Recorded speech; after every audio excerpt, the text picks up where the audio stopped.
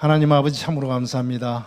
우리가 하나님 주신 성경을 배우고 또 성경대로 살고자 결단한 사람들이 모이는 우리 공동체입니다. 주님을 주인으로 모시는 공동체인데 우리가 본질에 충실하고 말씀대로 살고자 하는 그런 노력이 있는지 스스로 돌아보면서 우리가 믿음이 있다고 이야기하면서 예수님 앞에서 자신 있게 나아서 우리가 대답할 수 있는지를 점검하는 귀한 시간입니다. 우리가 말씀을 많이 배웠다 그러면서 말씀대로 행동하지 못하고 말씀대로 살지 못하는 이 모습이 주님 보시기에 죄송스럽고 민망합니다. 우리가 오늘 또 사도행전을 통해서 교회가 어떻게 형성이 되고 또 교회가 어떻게 펼쳐나가고 그 사이에 비로소 크리스찬이 되는 그런 상황들이 어떤 상황인지 살펴보면서 우리도 주님이 가르쳐주신 그런 길로 잘 갈 수 있도록 도와주시옵소서. 감사드리며 우리 주 예수 그리스도 이름으로 기도드립니다. 네. 자, 우리가 7회인데요. 우리가 조금 있으면 10회로 끝날 겁니다. 그런데 10회 끝나고 나서 이게 끝날 것인지 또 어떤 분들은 이제 이게 여러 가지 이제 의견을 좀 주셔야 되는데 왜 그러냐면 10회 끝나고 나서 이 자리를 우리가 확보를 하기 위해서는 미리 사전에 꼭 확보가 아니더라도 뭔가를 말씀을 통해서 계속 이렇게 부흥이 일어날 수 있도록 우리가 우리 자신부터 좀 아무리 연세가 많다 하더라도 우리는 여기 모이는 이유가 예수님이 공동체이기 때문에 말씀을 우리가 놓쳐서는 안 된다고 생각이 됩니다. 그래서 그 부분을 우리가 갱신을 한다고 하면서 좀 소홀히 한 부분이 있지 않나 이런 생각이 들면서 우리 10회 이후에 어떻게 하실지 여러분들 이 끝나고 나서 조금 의견을 좀 내주시면 감사하겠습니다. 자, 오늘은 제가 성경을 좀 꼭 갖고 오시라고 그랬는데 왜 그러냐면은 오늘은 신약 성경의 가장 유일한 역사서인 사도행전을 보고자 합니다. 사도행전을 자세히 보면은 다 사도행전 과정마다 교회가 어떻게 세워지고 또 서신서가 어떻게 해서 만들어지고 하는 것을 쭉 보면서 교회 하나님의 전체 입장 그리고 우리가 어떻게 해야 될지를 성경 전체로 돌아볼 수 있는 귀한 계기가 될 것 같습니다. 그래서 저는 감히 사도행전만 제대로 앞뒤로 잘 보면은 신약의 반 이상 아니 구약 통해서라도 아주 핵심적인 내용이 있을 거라고 생각을 하면서 우리가 사도행전을 그동안 많이 봤지만 많이 설교도 들었지만 항상 듣는 이야기만 듣습니다. 그래서 우리 사도행전의 저자가 누구라고요? 누가가 누굽니까? 그리고 제가 저번 시간에 서문을 그렇게 강조한 이유가 서문에 기초를 해서 우리가 누가복음하고 사도행전을 보면은 어떻게 전개될 것이고 그 중간중간 단계가 어떻게 펼쳐질 것인지 여러분들이 감히 우리가 서신서 들어가기 전에 서신서에 어떤 내용이 들어있을까 우리가 추론을 할 수 있을까요? 없을까요? 할 수 있을 것 같습니다. 그래서 우리는 예를 들어서 로마서 들어가기 전에 로마서 뭔 이야기를 하려고 하는지 미리 주변 상황을 보면서 결론은 어떻게 나겠다 이런 걸 알고 로마서를 보면 훨씬 도움이 되겠죠. 우리는 그냥 로마서 8장만 외웁니다. 9장에서 11장이 뭐가 있는지 잘 모릅니다. 앞부분에 있는 게 뭔지 잘 모를 수도 있습니다. 예를 들어서 그래서 전체를 보는 것 오늘하고 다음 시간하고 사도행전을 할 겁니다. 그래서 딴 거는 모르지만 사도행전은 1장에서 28장을 샅샅이 보면서 다른 서신서하고 연결이 되는지 살펴보면서 내용이 어떤 건지 보도록 하겠습니다. 오늘은 누가복음하고 사도행전 비교를 할 것이고 그 다음에 사도행전 단계별로 쭉 하면서 서신 초반부하고 다른 사도행전 초반부하고 다른 서신하고 연결되는 게 뭐냐면은 바로 야고보하고 갈라디아였습니다. 왜 야고보가 그때 써져야 될 것인지, 갈라디아서 왜 그때 써져야 될 것인지, 야고보 내용은 뭐고 갈라디아 내용은 뭐가 되어야 될 것인지를 우리가 추론하면서 한번 보겠습니다. 그리고 중반부에 가면은 제가 앞부분은 야고보서하고 갈라디아서 얘기는 서신 중반에는 뭐냐면은 바로 데살로니가 전서하고 데살로니가 후서입니다. 그 다음에 쭉쭉쭉 해야 되는데 오늘 시간에는 이 정도밖에 못할 것 같다는 생각이 들어서 7회는 그렇게 하고 8회부터는 나머지 부분을 하겠습니다. 그리고 소결론입니다. 우리가 사도행전 초반부를 보면서 굉장히 중요한 두 가지 사실이 있는데 그 두 가지 사실이 뭔지를 한번 생각하면서 우리한테 적용하는 것이 필요할 것 같습니다. 교회 조건이 뭔가? 그럼 교회가 제대로 되고 있는지 안 되는지를 검증할 수 있는 게 뭔가? 그게 사도행전 어디인가에 있겠죠. 그거는 굉장히 나는 중요하다고 생각합니다. 그리고 비로소 크리스찬이라는 이야기를 들어보셨죠? 그러면은 그전에는 크리스찬이 아니라는 얘기? 그죠? 우리도 비로소 크리스찬 전에 있는 건가? 비로소 크리스찬에 있는 건가?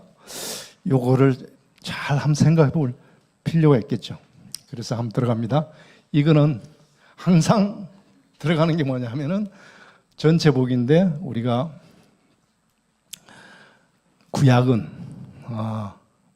구약의 원리는 모세오경이라고 그랬죠.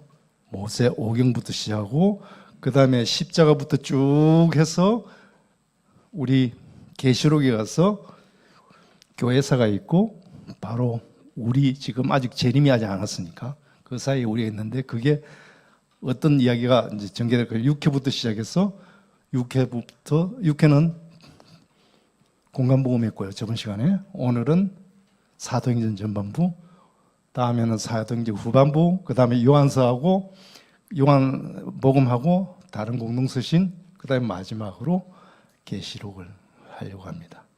조금 제가 이제 오늘 준비하면서 걱정한 게 계시록을 조금 집중해서 하다 보면은 두 번 다 해도 다 모자랄 수도 있겠다.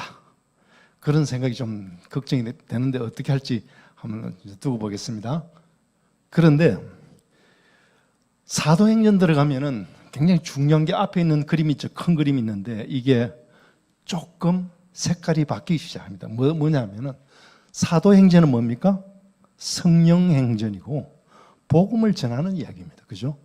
그러니까 교회는 어떻게 되냐면은 선교적 교회가 되는, 모든 게 다 선교 쪽에 포인트를 두어야 된다는 얘기죠.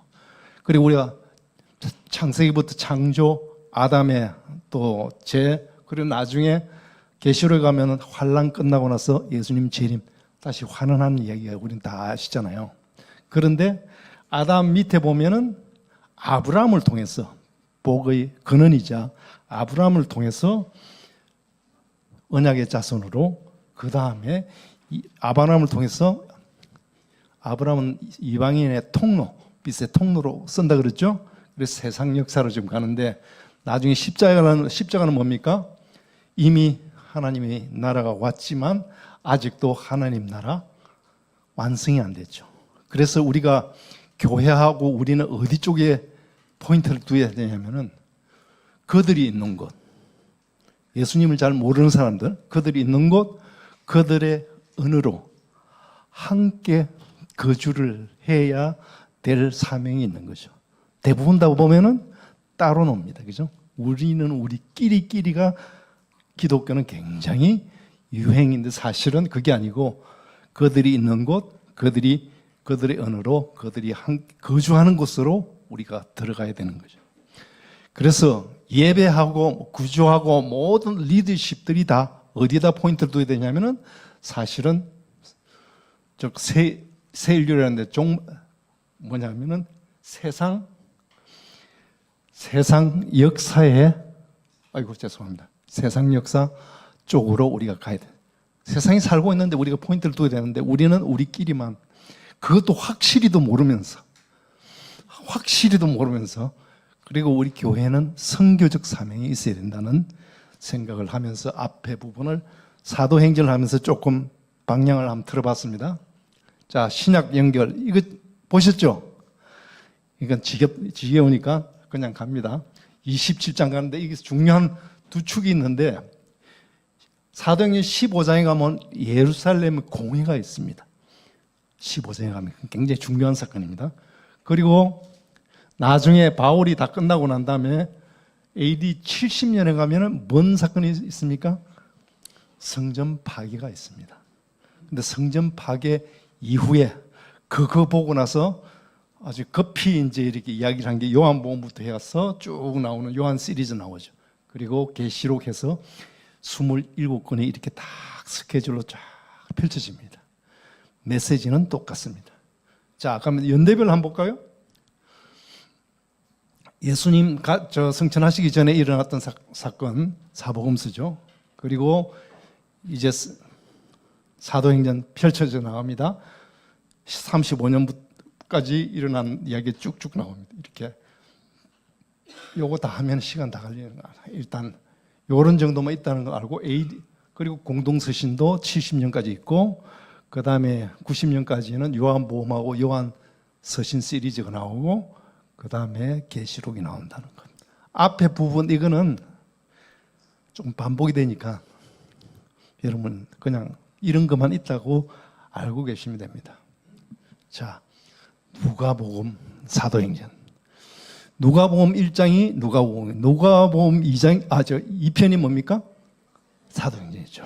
그래서 저번 시간에 오신 분 누가복음 24장을 이렇게 분류를 딱 했습니다. 기억나십니까? 기억 안 나시죠? 그런데 잘 보면 누가복음 이렇게 전개한 24장까지 전개한 거하고 또 사도행전을 보면은 착하게 짝짝짝짝 이렇게 나가겠죠. 그래서 이게 다 써놓으면 재미없으니까 이제 하나씩 진짜 그런지 아닌지를 한번 살펴보도록 하겠습니다. 그죠? 오늘 가장 핵심 뭐냐면 바로 앞부분, 빈칸 앞부분 사도행전 채우기를 지금 하는 겁니다. 뭘 채우느냐? 여러분들이 스토리로 정리를 하는 겁니다. 이게 그래서 필요한 게 뭐냐? 한 번만 해도 안 되니까 성경이 필요하겠죠. 그래서 오늘 성경 사도행전은 빠진 것 없이 다 갈 겁니다. 빠진 것 없이 갈 거니까요. 자, 우리 저번 시간에 기억나죠? 누가복음 서문 기억나십니까? 예. 또 사도행전 서문 기억나시나요? 벌써 기억 안 나십니까? 요 이야기입니다. 근데 왜 서문이 이게 중요하냐면은 이 서문을 기준으로 해서 이게 누가복음하고 사도행전이 펼쳐졌다는 것을 우리 독자들은 확신을 할 수 있는 거예요. 만일 이 사람이 이렇게 안 썼으면은 우리는 함부로 접근을 할 수 없는 거죠. 그런데 누가복음의 서문 이야기하고 사도행전의 서문 이야기는 엄청난 이야기가 비록 앞줄 몇 분 안 되지만 그래서 저번 시간에 한 거 또 다시 해야 되겠죠. 뭐에 대해서 이 누가복음하고 사도행전 중에서 누가복음만 일단 한번 보겠습니다. 누가복음 1장 1절에서 4절까지 여기 넣었습니다만은 앞에 1에서 3까지는 나중에 생략하고요. 4번부터 하겠습니다. 나 의사 누가도, 그죠? 뭐라고 봤습니까? 의사는 굉장히 과학적 사고입니다. 그죠? 그리고 기적 의사는 안 믿습니다. 의사가 그 수술도 안 하고 약도 안 먹었는데 손으로 안 쏘였는데 나았다. 의사가 인정하겠습니까? 안 되죠. 그리고 성령 받았다고 사람들이 이상한 이거 의사가 인정하기 힘들죠. 그런데 누가는 이거를 인정 안 할 수가 없는 상황을 1장에서 28장까지 쫙, 딴 사람이 했으면은 뻥이다 이렇게 얘기하겠지만 이 누가는 의사입니다. 의사인데 성령. 근데 누가 보면 이 편인 사도행전을 뭐라고 그럽니까? 성령 행전이라고 그러죠. 누가는 의사, 누가는 정말 힘든 겁니다. 그런데 인정을 안 할 수가 있다 없다? 없는 거죠. 자, 또 하나 이야기한 거는 이 모든 일을 처음부터 자세히 조사한 겁니다. 딴 사람 조사한 것도 있지만 이 의사는 과학적으로 딱 처음부터 시작해서 끝까지 어떻게 되는지 다 모든 걸 철저하게 조사를 했다고 얘기합니다. 그래서 보고서가 쓴 게 과학적 사고가 기초가 됐겠죠. 그 다음에 또 중요한 게 뭐냐면 차례대로 썼다는 겁니다. 차례대로 썼다는 얘기 안 했으면 제가 감히 누가복음 24장을 순서대로 이렇게 하겠습니까? 사도행전을 이렇게 하겠습니까? 못한 거죠. 잘못하면 이단 소리 됐습니다. 그죠? 그런데 누가는 앞에 서문에서 이 이야기를 다 해버립니다. 그러면 이제 독자 몫입니다. 독자가 어떻게 볼 것인가 연구를 하면 되는 겁니다. 처음부터 했으니까 누가가 어떻게 전개될 것이고 사도행전이 어떻게 전개될 것이라는 것은 이미 서문에서 힌트를 다 준 거예요. 다 끝난 겁니다, 사실은. 그리고 마지막에 내가 각하께서 이미 들으신 일들이 사실임을 재확인한. 지금 각하가 데오빌로가 이미 들은 게 있습니다. 놀라운 사실을 들었겠죠. 그 다음에 이게 맞다는 것을 각하가 들은 거하고 내가 지금 이야기하는 거하고 검증을 해보십시오. 확실하게 확신이 될 겁니다. 자, 이게 왜 중요하냐면요. 여러분들 사도행전 21장부터 시작해서 28장까지가 지루한 내용입니다. 그런데 설교에서 별로 잘 못 들어보신 겁니다. 근데 만일에 21장부터 28장까지 그 내용을 기록을 안 했으면은 데오빌로 각하가 검증할 수 있었겠습니까? 21장에서 28장은 데오빌로 각하가 로마에서 이미 다 들었기 때문에 크로스 체크하면 다 사실인지 아닌지를 다 확인할 수 있습니다. 그러니까 사도행전 28장 끝나고 나서 나중에 사도행전 없지만 거기 사도행전 28장 끝에 보면은 거기서 2년 동안 구금된다 그랬죠. 그죠? 그럼 구금돼 가지고 나중에 풀려났다 그럽니까? 안 났다 그럽니까? 풀려났다 그러죠. 누구 덕으로? 데오빌로겠죠. 이제 전부 다 풀리죠. 그래서 21장부터 28장까지의 내용이 어쩌면은 굉장히 중요한 내용입니다. 설교 잘 못 들어 보셨을 겁니다. 그렇죠? 예. 오늘 맛병이 뭐고 다음 주 자세하게 좀 들어가도록 하겠습니다. 서문이 저는 굉장히 매력이 있는 거예요. 제가 감히 이렇게 공부를 하게 된 것은 서문입니다. 이게 서문이 없었으면 감히 못합니다. 서문을 믿고 지금 한 겁니다. 엉터리인지 모르겠지만. 자, 누가복음 봅니다. 24장을 새롭게 딱 정리를 합니다. 너무 많기 때문에 딱 들어가면 머리가 복잡합니다. 그래서 갈릴리 사역, 누가복음에서는 갈릴리 사역이 있습니다. 갈릴리 1차, 2차, 3차. 요거까지를 한 단어로 한 단락을 짓고 그 다음에 갈릴리 사역 끝나고 나서 중요한 거 하나 있죠. 이제 저쪽 가이사랴 빌립보 가가지고 뭐 합니까? 예수님이 베드로한테 넌 나를 누구라 그러냐? 처음으로 예수님이 하나님의 아들이고 그리스도라는 이야기를 그때 듣습니다. 그 전까지는 그런 이야기. 이제 그러니까 정리가 이제 새로 완전히 되는 거죠. 그리고 변화산 사건은 뭡니까? 진짜 하나님이라는 것을 보여준 거죠. 그죠? 예. 그리고 나서 갈릴리 마감하고 유대로 내려갑니다. 거기서 유대로 내려가면서 저번 시간에 한 게 뭐죠? 유대로 내려가면서 이야기한 것 중에 가장 중요한 게 선한 사마리아 이야기입니다. 그리고 그쪽에서 조금 더 내려가면 이제 베레아로 갑니다. 베레아는 요단강 동쪽에 있는데 나중에 예루살렘 가기 전에 이제 직전에 이제 곳인데 그때 가장 중요한 얘기 중에 여러 가지 있지만 중요한 게 또 뭐겠습니까? 탕자 이야기겠죠. 그리고 이 두 개가 두 번째라고 지금 단락을 짓고, 자, 예루살렘 이제 중심 들어가 예루살렘 갑니다. 입성 후 그리고 네 번의 재판을 받습니다. 네 번의 재판을 받고 그 다음에 십자가 사건이 일어나고 나중에 부활하고 성천하시는 이야기가 세 번째, C라고 A, B, C 세 단락으로 나누고 그 다음에 뭐하고 연결되냐면 사도행전하고 연결되는 거로 넘어갑니다. 자, 요렇게 딱 해놨으면은 요거 그대로 사도행전도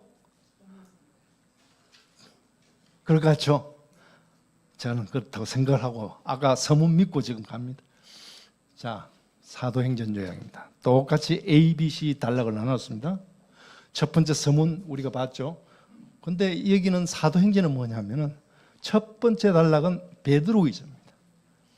베드로 사도 위주 이야기가 많이 나옵니다. 자, 그러면 예루살렘 중심으로 사건들 많죠. 성령 사건부터 많죠. 그 다음에 온 유대와 사마리아와 그 다음에 이제 땅끝까지 가는데 주로 그 전까지는 어디서 있었냐면은 예루살렘 중심으로 있었고 이제 예루살렘이 조금 5년 넘어가니까 어떻겠습니까? 그건 뭐 전통 따지겠죠. 그러니까 사람이 성령께서 전통 따지면은 부흥시켜 줍니까? 안 시켜 줍니까? 어디로 보내줍니까? 안디옥이라는 데로 보내주죠. 자, 그래서 그때 안디옥으로 보내기 전에 처음에 우리가 1장 8절에서 너는 성령을 받으면 쭉쭉쭉 나가라는 그 이야기를 하죠. 그러면서 많은 사람이 흩어졌고 7장에 가면은 스데반 핍박 있고 난 다음에 여러 나라로 이제 갑니다. 핍박받고 난 그래서 새 성도들이 정신이 없을 거 아닙니까? 예루살렘 감독이 누굽니까? 야고보 감독이죠. 그래서 그때 신앙생활 잘해. 핍박이 있어도 입만 갖고 하면 안 돼. 뭘 해라는 이야기가 그래서 야고보가 그때 쓰지 않으면 안 되겠죠. 야고보 내용은 조금 이제 좀 더 들어가면 더 우리가 추론할 수 있을 겁니다. 이게 1단계입니다. 이제 그 다음에 안디옥 가면 나타난 사람이 갑자기 나타난 사람이 바나바도 있지만 누가 나타납니까?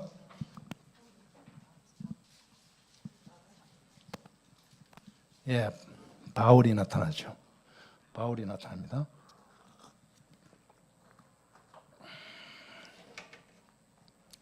바울이 나타나서 바울이 나타난 점은 13장에 보면은 이 자세히 갈 거니 걱정하지 마십시오. 큰 그림을 쓰는 보시라고.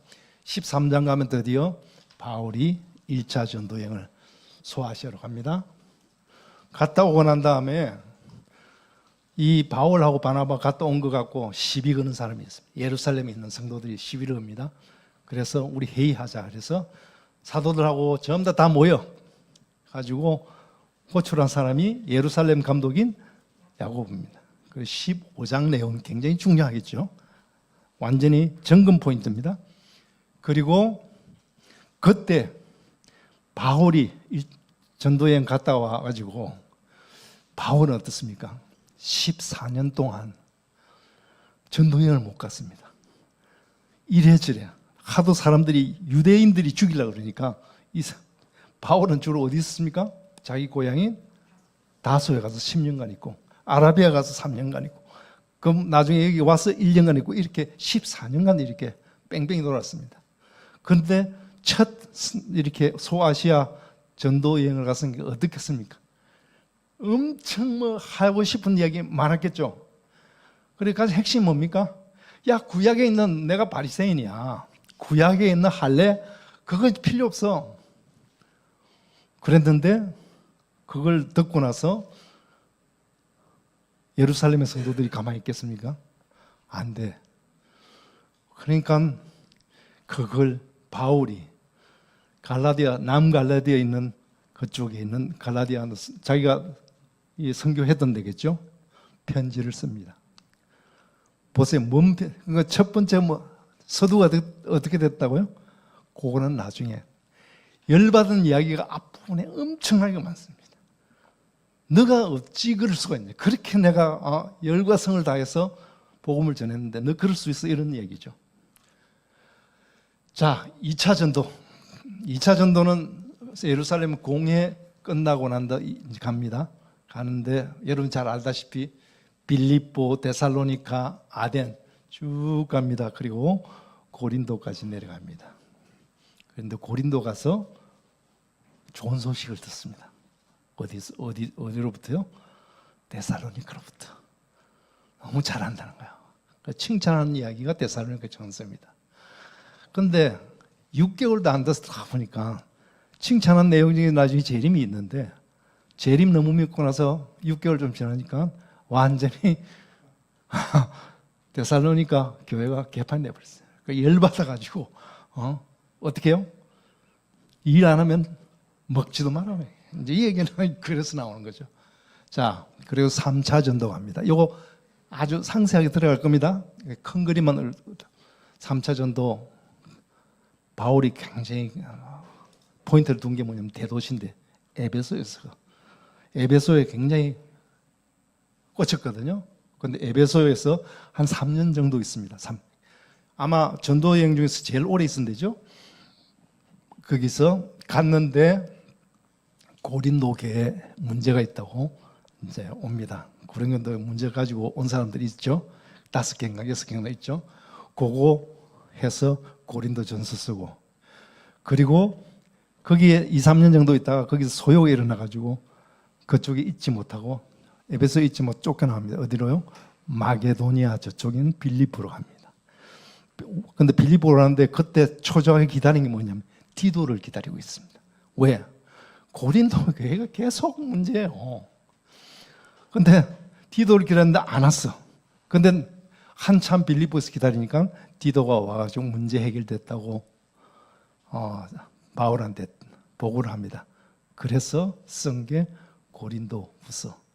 고린도 후서 쓰면서 뒤에 열받는 이야기 또 나중에 또 하겠죠. 예, 자, 그리고 나서 이제 문제가 다 해결돼 가지고 좀 편안하게 이제 다시 아가야 내려면 아가야가 어디냐면 아가 수도가 뭐냐면 고린도거든요.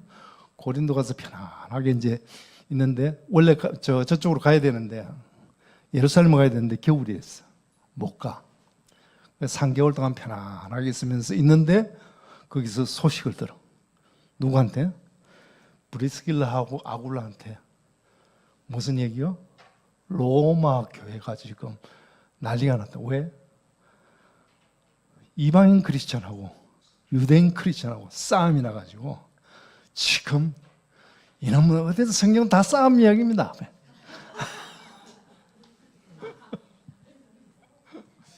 그래서 우리가 로마서를 읽을 때 나중에 보면 신학적이다 이런 얘기도 다 좋지만 잘 한번 보십시오. 굉장히 균형 있게 이방인 크리스천, 유대인 크리스천 딱 이렇게 분별하면서 경고하고 격려하고 하는 이야기가 계속 나옵니다. 자, 거기서 이제 고린도에서 나중에 로마를 쓴 이제 큰 그림을 이렇게 보시고 세부적으로 들어가야 되겠죠? 예. 여기까지는 큰 그림 이해되시죠? 쉽죠? 자, 그리고 나서 이제 예루살렘으로 귀환합니다. 예루살렘으로 귀환하는 것 중에 하나가 가장 큰 게 뭐냐면은 예루살렘이 기근이 들었어요. 엄청 모교회가 먹고 살기가 엄청나게 힘듭니다. 그런데 바울은 그동안은 뭘 했습니까? 3차에 걸쳐서 여기저기 교회를 세워가지고 이제 헌금 좀 내. 왜? 모교회 지금 못 살아. 지금 먹고 살기 힘들어. 그래갖고 어디다 집합을 시킵니까? 들어와야 딱 집합시켜가지고 돌아오는 장면이 있죠. 예. 예루살렘 기하는 장면이 그렇게 나오고. 근데 하나 굉장히 중요한 것 중에 하나가, 여러분들 이거는 진정한 설교 때 못 들어보고 있어요. 네 번의 재판이 있습니다. 아까 누가복음에 몇 번 재판요? 네 번의 재판. 이야, 이게 누가 가지고 이게 천재라네 보니까. 응? 네 번의 재판이 있는데 우리가 볼 때는 이거 안 그래도 성경이 복잡해 죽겠는데, 응? 이 재판 보면 정말 졸려요. 그런데 이유가 있겠죠. 네 번의 재판이 있고, 그 다음에 저쪽에서는 누가복음 십자가하고 부활이 있는데, 여러분들 사도행전 27장 상세히 한번 보신 적 있습니까? 사도행전 27장이 무슨 얘기죠?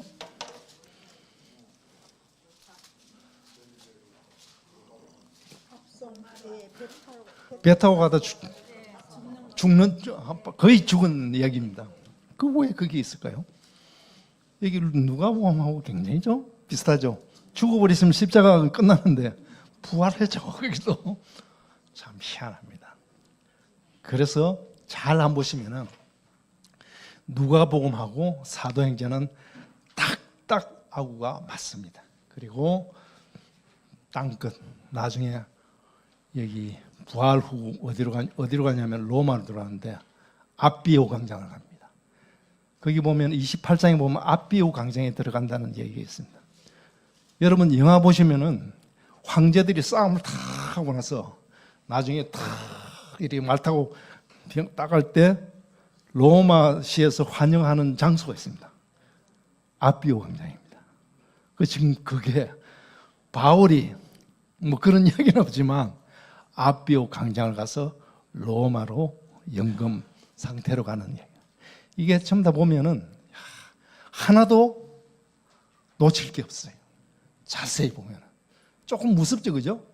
저는 이걸 보면서 굉장히 무섭다는 생각이. 근데 무서워 안 하는 사람은 강 큰 사람이라고. 예수님 만날 때 어떻게 그렇게 분쟁하는 사람은 더 강 큰 사람이에요. 그런 생각이 듭니다. 이건 지워주세요. 네.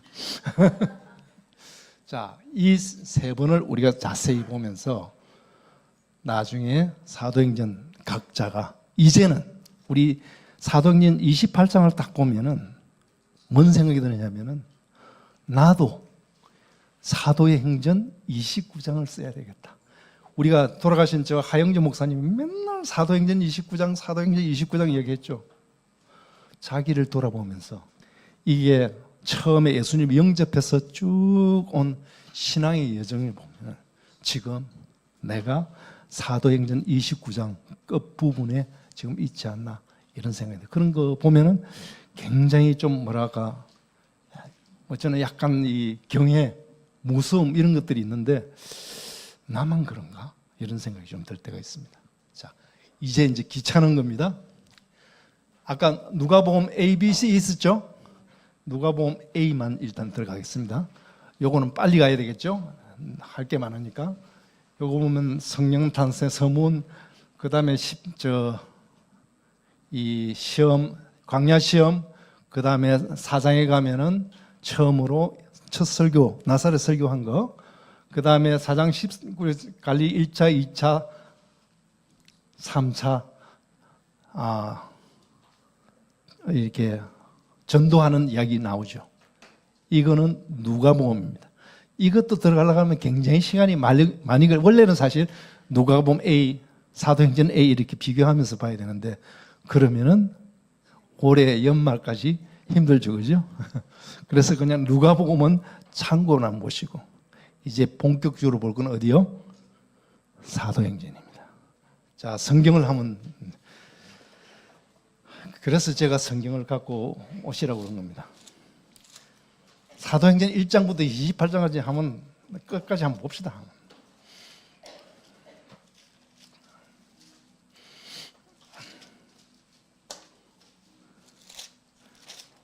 자, 사도행전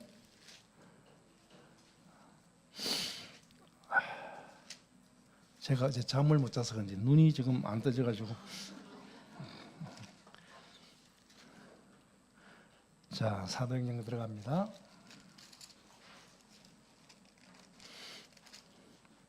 크게 이해 안 되는 부분 없죠? 예. 자, 1장에서 7장까지입니다. 제일 첫 번째 볼게 1장에 7장까지 조금 7장까지 옆에 딱 이렇게 마크를 좀 해두시면 좋을 것 같습니다. 자, 1장 성령 이야기 나옵니다. 성령으로 교회 탄생했다는 얘기 나오고 그 다음에 새로운 하나님 나라 어떻게 펼쳐지는지 이야기를 하고 7장에 가면 스데반 설교 나오고 그 다음에 흩어지는 계기가 나옵니다. 이제 이거 하나씩 들어갈 겁니다. 오른쪽에 가면은 자 1장 2장입니다. 1장 첫 번째 12제자 완성 이야기 나오죠. 어디까지입니까? 1장에서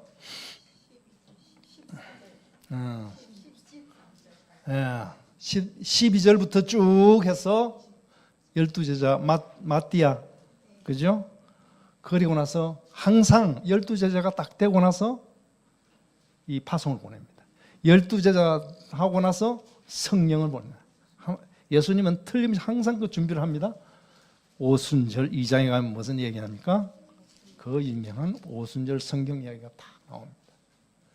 그리고 오순절 성령 사건이 있자마자 그거를 벌떡 일어나서 해설을 하는 사람이 누굽니까? 설교를 하는 사람이 누굽니까? 베드로죠. 2장 14절에부터 쭉 구약 세계를 인용하면서 쭉 이야기를 합니다. 그런데 2장 42절부터 47절까지가 핵심입니다. 교회 탄생이 됩니다. 교회 탄생이 어떻게 되냐면은 조건이 있습니다. 조건과 증거가 있습니다. 교회라는 게. 첫 번째 조건이 뭡니까? 42전 사도들의 가르침입니다. 두 번째 믿음의 교제입니다. 세 번째 뭡니까? 떡을 떼며 성찬입니다. 그리고 오로지 기도하기를 4개입니다. 근데 이게 제대로 되는지 안 되는지를 2장 47절에 나타납니다. 어떻게 됩니까? 증거가 어떻게 됩니까? 2장 47절은 뭡니까? 교회 내외에 칭송을 받는 거예요. 교회 내외에 칭송을 받지 못하는 4가지는 교회가 아니다. 참 굉장히 깊은 얘기 같죠? 이거를 간단하게 넘길 수가 없습니다. 자, 이따가 나중에 말씀을 좀 드릴게요. 자, 그 다음 3장을 갑니다. 3장 가면은 갑자기 생뚱맞게 뭔 이야기가 나옵니까? 치유, 안전병이 치유하는 이야기입니다.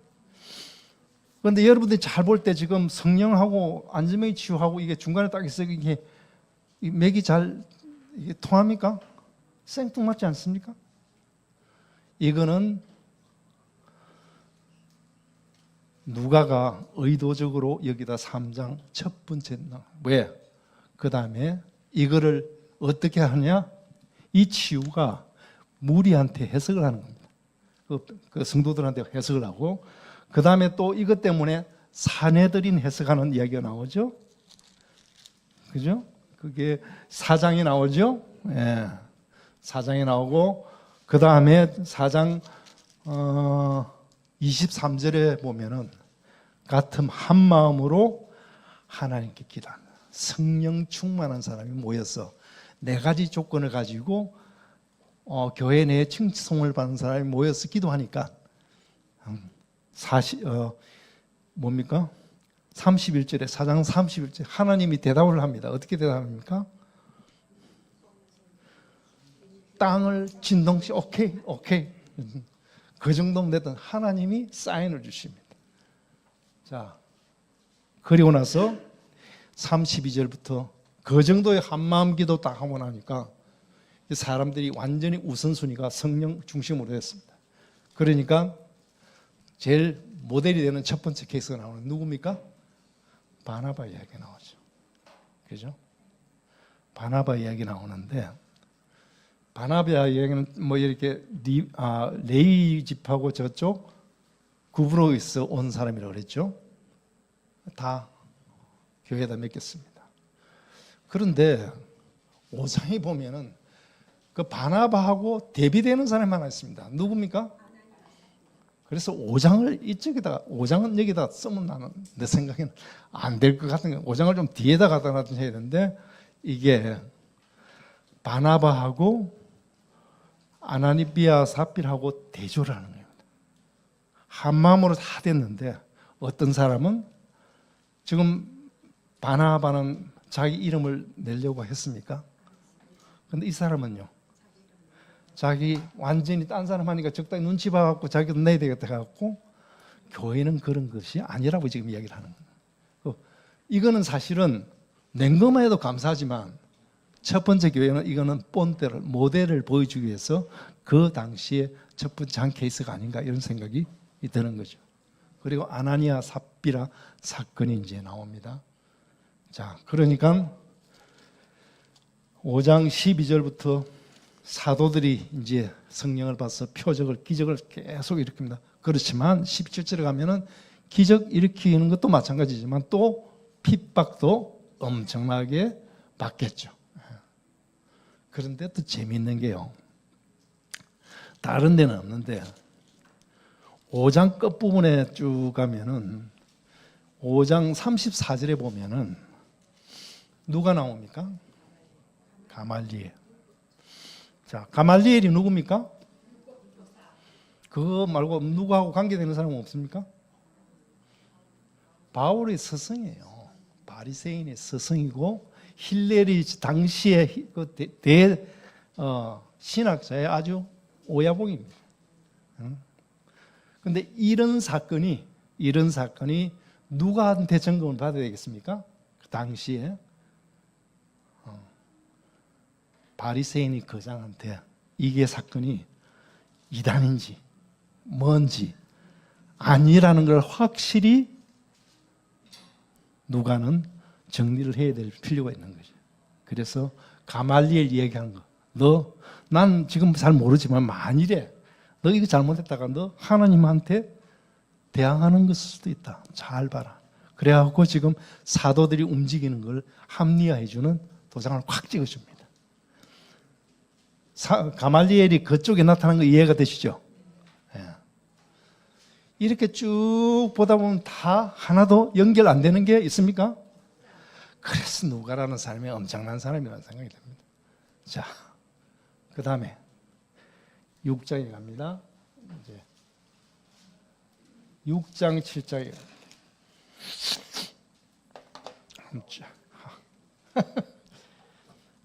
왜 싸움이 많아집니까? 이게 이렇게 부흥이 되면은 사람이 많아지죠.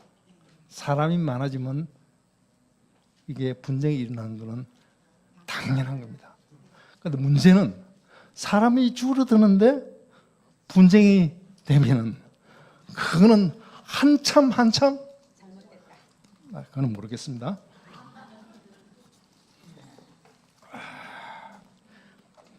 의도적이 아닙니다. 6장, 7장을 딱 들어갑니다. 6장은 자연 발생적인 문제가 지금 생겼습니다. 그리고 7 집사 선택을 합니다. 그런데 선택 기준이 굉장히 엄합니다. 뭐하고입니까? 성령 충만한 거하고 지혜. 지혜는 영적 지혜도 필요하지만 세상 지혜도 필요하고, 교회 지도자를 뽑을 때는 항상 밖에서 검증을 조회하는 거 있죠. 밖에서 그거 비슷한 것이 필요하다는 얘기죠. 굉장히 중요해요. 한 번 세워나면은 어떻게 감당이 안 되는 거예요. 그래서 처음에 세울 때 성령 중심으로 세워요. 성령은 사람들이 그럽니다. 맨날 성령 이야기합니다. 교회에서 제일 많이 이야기하는 건 성령 이야기입니다. 왜? 안 보이니까. 그런데 그것만큼 무서운 이야기가 없습니다. 사실은 조금 이따 말씀드릴게요. 그 다음에 사역을 분담합니다. 항상 사역을 분담하는 것은 굉장히 지혜로운 일이죠. 왜? 하나님 다 주시지 않았습니까? 담임 목사가 전부 다 한다? 그거 하나님이 원하시는 게 아니겠죠. 또 평신도가 다 한다? 그것도 웃기는 겁니다. 자, 그 다음에 스데반 집사입니다. 스데반 집사가 이제 쭉 이야기 나오죠. 6장 8절부터 스데반 잡히고 나서 7장에 가면 스데반 집사가 설교를 합니다. 스데반 집사가 목사입니까? 예? 집사죠. 왜 집사가 설교를 못합니까? 그죠? 그런데 이 스데반 집사는 뭘 하냐면 구약을 요약을 합니다. 구약을 요약하는데 창세기부터 쫙쫙쫙쫙 해갖고 쫙 이야기하는데 조금은 뭔 이야기를 하면 창세기부터 다윗까지 이야기, 앞에까지 이야기를 많이 합니다. 그죠? 그리고 그 이야기 할 때는 여기 듣는 사람들은 박수치고 굉장히 좋아했어요. 그런데 다윗 이야기부터 할 때 7장 언제입니까? 7장 46절부터 시작해갖고 47절에 가면 솔로몬 이야기 때부터 그 관중들이 얼굴이 찌그러지기 시작합니다. 뭐죠? 관중들이 솔로몬이 그를 위하여 집을 지었느니라. 그러나 지극히 높으신 이는 손으로 지은 곳에 계시지 아니하시니 선지자가 말한 바 주께서 이르시되 하늘은 나의 보좌요 땅은 나의 발등상이니 너희가 나를 위하여 무슨 집을 짓겠으면 나의 안식할 처소가 어디냐? 이 모든 것이 다 내 손으로 지은 것 아니냐? 한가 같으니라 이야기하면서 성전에 목매고 있는 사람한테 뭐라고 하냐면은 목이 곧고 마음과 귀의 할례를 받지 못하는 너네들. 그때만 있었겠습니까? 진짜 많은 것 같아요. 요즘도. 그래서 이 소리를 듣고 가만히 놔두겠습니까? 죽이는 거죠. 자, 그런데 한번 보십시오. 하나님이 좀 살려주시지. 왜 죽입니까? 이렇게 훌륭한. 자, 1장 8절에 보면은 예수님이 성천하실 때 너희는 성령을 받으면 단계별로 나가라 그러죠. 지금 여기 스데반 설교할 때는 AD 35년이 넘었습니다. 5년이 한참 넘었습니다. 그죠? 안 움직입니다. 예수님의 명령에는도 예루살렘 거기서 개기고 있습니다. 그죠? 그러니까 하나님이 안 되겠다. 스데반 너 먼저 나한테 와라 해가지고 스데반을 부르신 것 같아요. 그런데 스데반의 설교는 모든 설교의 모델이라 그럽니다. 그러니까 목사님들도 이 스데반 설교의 틀을 딱 해서 설교를 하는, 그게 뭔가 안에 가만히 보니까 스토리입니다. 스토리. 그죠? 우리는 스토리에 약해요. 우리 구절 다 외웁니다. 로마서 8장 다 외우죠. 그죠? 그러나 그게 스토리를, 나한테 하는 스토리를 우리가 좀 이해하고 적용해야 되는데 그런 부분이 약한 것이죠. 자, 스데반 집사가 뭐라고 하면 율법 이야기하는 거 다시 해석하고 적용하는 이야기를 분명히 다시 합니다. 자, 그리고 나서 이제 드디어 지금 여전히 예루살렘이 있는데 드디어 8장 가면 8장 2절부터 뭔 이야기 나옵니까? 이제 드디어 이제 흩어지는, 할 수 없이 흩어지는 이야기가 8장부터 나오죠. 그죠? 하나도 연결 안 되는 게 있습니까? 무섭지 않습니까?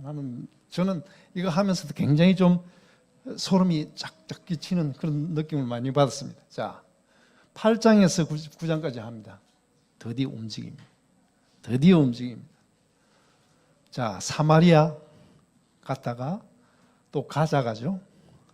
빌립이 가져가는 이야기 있죠. 그 다음에 이 정도 딱 되니까, 본격적으로 되니까 하나님이 누구를 등장시킵니까? 예, 바울을 등장시킵니다. 9장에 바울 등장하는 이야기가 나오죠. 사실 7장 스데반 순교할 때 등장을 했으면 맛배기로 보였는데 9장에 본격적으로 하나님이 바울을 등장시킵니다. 자, 근데 이제 우리가 보시면은 9장에 보면은 사울이 다메섹 가다가 환상을 보지 않습니까? 그리고 저쪽 어디 갑니까? 안디옥 갔는데 누구를 만나러 갑니까? 아나니아를 만나러 가죠. 그런데 이게 어떻게 합니까? 둘 생전 만난 적도 없는데. 놀라운 게요. 하나님 주신 사울한테 주신 환상, 아나니아한테 주사야 똑같은 거예요. 딱 맞춰 보면은 이 하나님 환상이라는 게 부인할 수가 없겠죠. 또 요 비슷한 게 또 하나 있습니다. 다음에 있습니다. 어디 있을까요? 또 환상 보는 게 조금 있다가 한 11장 가면 나오는데 뭘까요? 예?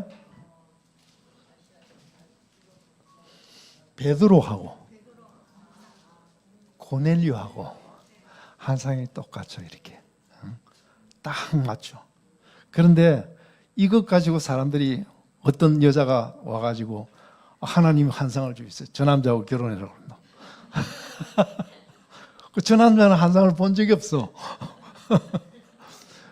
성경은 그런 면에서 이 누가는 굉장히 용이 주도하다는 생각이 들죠. 그죠? 딱 정확하게. 뭔 얘기가 들까? 자, 9장 들어갑니다. 9장 11장에 들어가면은 이제 사울 이야기 나오고, 자, 베드로가 움직이는 이야기가 나옵니다. 32절에 가면은 9장에 베드로가 움직이는 이야기. 베드로도 군뱅입니다. 사실 참 안 움직입니다. 유대 생각이 예루살렘에서 안 움직입니다. 자, 베드로가 이제 여기 중풍병자 고치는 이야기 나오죠. 예.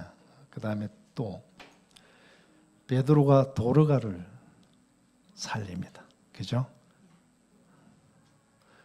예수님은 죽은 사람을 살린 지 3번 있었습니다. 그 다음에 베드로도 한 번 있어야 될 거 아닙니까? 그죠? 베드로도 여기서 한번 딱 보여주는 거. 그럼 바울도 한번 살려야 될 거 아닙니까? 바울은 언제요?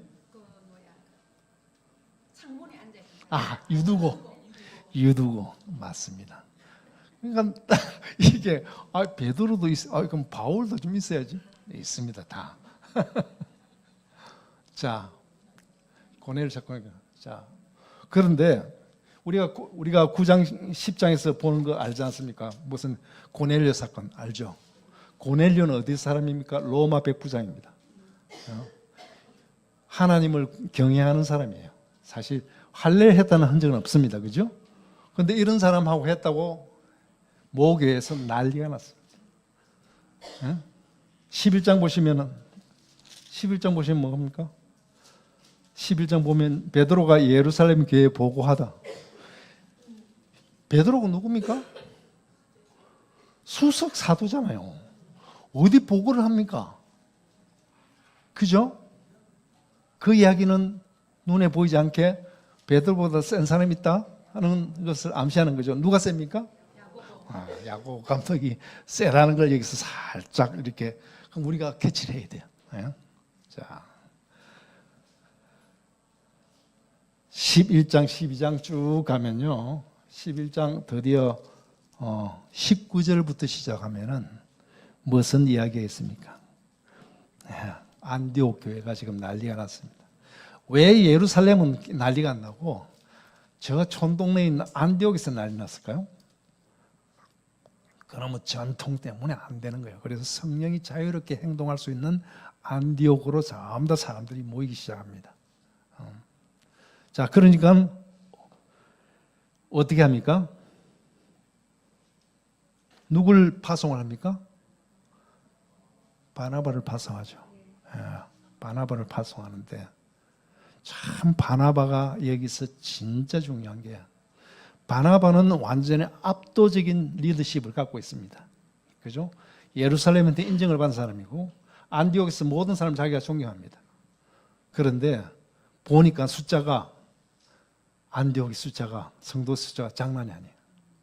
자기가 감당하면 폼은 잡겠지만 이게 하나님 나라 자기 혼자 하는 겁니다. 옳지 않다. 어디로 갑니까? 그 먼 저 10년 동안 갇혀있는 그 다소에 가서 누구 데리고 옵니까? 사울을 데리고 옵니다. 참 엄청난 사람인 것 같아요. 예. 데려와서 1년 동안 둘이서 동역을 합니다. 그래서 동역하고 난 다음에 26절에 뭔 이야기가 나옵니까? 26절 같이 한번 읽겠습니다. 11장 26절. 만남에 안디옥에 데리고 와서 둘이 교회에 1년간 모여 있어 큰 무리를 가르쳤고 제자들이 안디옥에서 비로소 그리스도인하고 일컬음을 받게 되었더라. 둘이서 진짜 오리지널을 가르치고 오리지널 모델을 보여준 거야. 자, 이제 똑바로 살아라, 이렇게 살아라는 얘기죠. 그 다음에 12장 쭉 가면은 12장에 가면은 드디어 헤롯 이제 왕이 나옵니다. 저는 12장에 왜 이게 나왔을까 여러 가지 이유가 있지만 이게 연도 체크하는데 굉장히 중요합니다. 왜 그러냐면 12장은 헤롯 왕이 죽은 해거든요. 헤롯 왕은 헤롯 대왕의 아들인 헤롯 아그리파 1세입니다. 이 사람이 죽었으니까 12장에 AD 44년이라는 이야기를 딱 하고 싶은 얘기예요. 그죠? 근데 거기서 그때 헤롯 아그리파가 뭘 했느냐? 아까 평신도 중에서 사람 순교를 첫 번째 시킨 게 누구죠? 스데반이고, 이제 12사도 중에서 순교를 시킬 사람이 누굽니까? 야고보. 딱 하나를 시킵니다. 또 그러면은 스데반 죽고 나서 흩어졌죠. 12사도는 야고보 죽고 나서 또 흩어지겠죠. 그걸 딱 지금 깔고 가는 겁니다. 자, 12장 가면은 순교하는 이야기 나오고, 그 다음에 야고보는 죽었지만 누가 살았습니까? 베드로 살았는데, 베드로가 12절 보면은 마가라 하는 요한의 어머니 마리아 집에 가니 이렇게 나오죠. 지금 마가 요한의 어머니 집에서 지금 기도를 하고 있습니다. 누구를 위해서? 베드로 위해서. 근데 웃기는 게 기도 응답이 17절에 나왔어요. 베드로가 나왔는데 누가 놀랍니까? 기도한 사람들이 놀래. 이런 경우가 많죠. 이거 해주십시오. 진짜 오면은 놀래. 자, 그리고 힌트가 뭐냐면은 베드로가 그들에게 17절입니다. 베드로가 그들에게 손짓하여 조용하게 하고 주께서 자기를 이끌어 옥에서 나오게 하던 일을 말하고, 그 다음에 또 뭡니까? 또 야고보와 형제들에게 이 말을 전하라 하고 떠나 다른 곳으로 가더라. 야고보 사도가 죽고 난 다음에, 숨난 다음에 베드로는 예루살렘 아니고 딴 데로 이제 가는 거죠. 베드로 딴 데. 그럼 예루살렘 누가 책임집니까? 야고보 감독이 책임을 지고, 야고보 감독 형제들이 책임을 지고, 자기들은, 이게 사실 베드로가 수석 사도인데 베드로가 참 금방을 떨어들 수 있는데 다 양반을 겸손한 거예요. 겸손한 게 아니라 하도 많이 봐서 그런 것 같아요. 자, 그 다음에 그때부터 12장부터는 드디어 예루살렘 교회의 모교의 주도권은 누가 갖고 있다? 야고보 감독이 갖고 있다. 그 다음에 이제 그랬을 때 이제 야고보 감독이 이제 꽉 예루살렘에 있으면서 이제 성도들이 이제 시간이 꽤 흘렀습니다. 44년 정도 됐으니까 핍박이 성이 많이 흩어졌겠죠. 그런데 유대인 크리스찬한테 이제 그때까지 믿음은 구원을 받는다고 하도 이야기를 많이 들었으니까 다 믿는다고 하면서 하는 행동이 이게 행편없거든요. 그러니까 야고보는 뭘 씁니까? 근위를 가지고 야고보서를 쓰는데 정리가 하나도 안 됐어요. 정신이 하나도 없어. 그럼 나중에 야고보서 할 때 한번 제가 설명을 드리겠습니다. 여기까지 별로 문제 없으시죠? 질문이나 코멘트 있으면 중간중간 말씀하십시오. 요거는 누가복음입니다. 누가복음은 아까 상세히 한다 안 한다? 9장의 유대하세 이쪽에 유대 방향에서 대계명과 선한 사마리아인 행기에 있었고 그 다음에 베레아 지방에서 뭐가 있었다? 당자 이야기가 있었다. 이 정도만 알고 넘어가도록 하겠습니다. 자, 13장 넘어가겠죠? 13장에서 21장까지 해야 되는데 이거 시간이 큰일 났네. 지루하시죠? 그렇습니까? 조금 이해가 도움 되십니까? 네. 자, 13장에 갑니다. 13장에 가면은 바울 1차 전도여행, 그 유명한 바울 1차 전도. 13장에 가면은 안디옥 교회 리더 그룹을 한번 보십시오. 기득권 있는 사람이 있습니까? 없습니다. 성령 충만한 사람인지 거기서 여러 명이 그것도 아프리카 쪽에 있는 사람들이 와가지고 리더를 합니다. 그리고 또 웃기는 게요. 그 안디옥 교회 제일 첫 번째 주도권 누가 갖고 있습니까? 바나바가 갖고 있죠. 바울이 왔죠. 그 두 사람이 담임 목사님입니까? 담임 목사는 안디옥 교회를 잘 이렇게 다스려야죠. 성령께서 기도를 하는데 뭐라고 이야기하면 제대로 기도하면 뭐라고 합니까? 담임 목사 너희들이 가. 담임 목사가 여기 놔두고 이 선교사 가는 사람 그렇게 많습니까? 분쟁 말고? 그렇죠. 성령의 순수하니까 13장 보면은 선교사입니다. 그리고 이제 4절부터 쭉 시키는 대로 해가지고 구부로부터 쭉 이야기합니다. 빨리 갑니다. 구부로로 갔다가 구부로 갈 때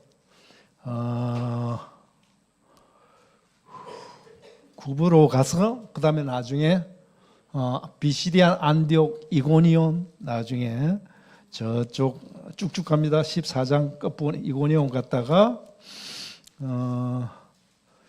14장 19절에 가면은 루스트라로 가는 얘기가 나옵니다. 14장 19절 14장 19절 같이 한번 읽어보겠습니다. 안디옥과 이고니온에서 와서 무료를 주는요.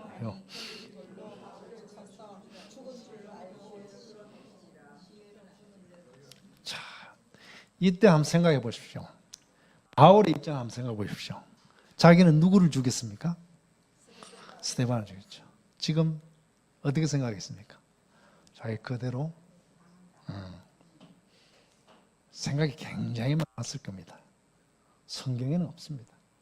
그런데 또 나중에 고린도 교회 나중에 저쪽 그 지도자들 때문에 열받아 가지고 고린도후서 후반에 10장부터 쭉 뒤에 나오는 이야기를 보면은 뭔 이야기가 나오냐면은 삼청천 이야기 나오죠.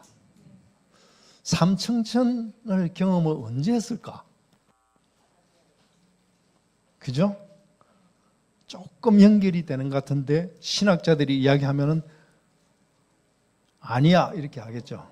평신도는요 마음대로 생각할 수 있는 거예요. 좋아요. 그래서 평신도가 좋다는 겁니다. 요거 보면서 그때 맞아 고린도 후서 그때 열받아서 쓴 거 그거 내가 이야기하면 안 되는데 하면서 이야기를 하잖아요. 요거 임사체험 아닌가 이런 생각이 듭니다. 자, 15장 그 유명한 15장 점검식입니다. 뭐냐? 공의합니다. 15장 여러분 잘 끝까지 한번 읽어보셨습니까? 재미있는 얘기. 거기 15장 갖고 리더십 갖고 이야기할 수 있고 여러 가지 할 이야기들이 굉장히 많습니다. 자, 일단 누가 문제 제기를 하냐면 전통 따지는 유대 지역에 있는 사람이 와가지고 야, 바울하고 바나바가 1차 전도여행 가가지고 할례 없어도 된다 그랬대. 유대인 되려고 그러면. 이거 그냥 돼서 안 한다. 뭐야. 그래서 전부 다 모입니다. 모여서 회의를 하는데 여기가 어디냐면은 베드로가 변론하죠. 어디 있습니까? 7절에 나오죠. 베드로는 무슨 이야기를 했겠습니까? 11장 그거 고넬료 그 경험 이야기를 하는 거예요. 야, 그 사람도 이방인인데 할례 없어도 된다. 성령께서 이렇게 안수를 받아도 된다고 하지 않았냐. 그 이야기를 하는 겁니다. 그런데 여기서 아무 이야기도 안 하는 사람이 두 사람이 있습니다. 누굽니까? 당사자입니다. 13장, 14장에 다녀온 바나바하고 바울입니다. 말 안 합니다. 속으로, 특히 바울은 어떻겠습니까? 열 속에서 막 부글부글 했겠죠. 그런데 없습니다. 그 다음에 그러면서 나중에 보면 내 개인 판단이라 그러면서 뒤에 야고보가 일방적으로 결단을 하면서 편지를 씁니다. 그죠? 그리고 일방적인 지시인데 보면 할례는 물론 오케이. 그리고 옛날에 구약에 있는 이게 다른 것들은 좀 이렇게 바울이 볼 때는 불만이 많은 그런 내용까지도 집어넣고 편지했습니다. 바울은 사실 굉장히 열받아 있을 거 아닌가 이런 생각이 납니다. 어떤 사람은 동의를 하고 어떤 사람은 동의를 안 했겠죠. 그러니까 어떤 사람들은 이거를 야고보 감독이 굉장히 큰일을 했다고 이야기하는 사람도 있고 그렇지 않다고 이야기하는 사람도 신학적으로 양쪽으로 다 있는 것 같아요. 그런데 15장 끝에 보면은